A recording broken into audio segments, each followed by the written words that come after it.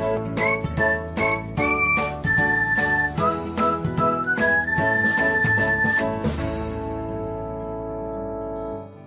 everyone, welcome back to another episode of Technologyglance.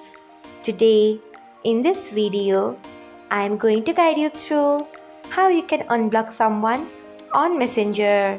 So, let's get started. Firstly, open Messenger app in your device.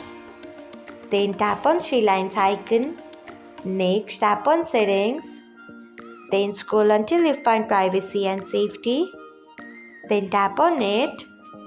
After that, you can see the option of blocked accounts. Tap on it. Next, find the ID which you want to unblock and then tap on it. Next, you can see the option of unblock at the bottom. Tap on it. So, this is how you can unblock someone on Messenger. Thanks for watching. If you found this guide helpful, we would love it if you hit the thumbs up button below. We upload great new tech tutorials like this one every day.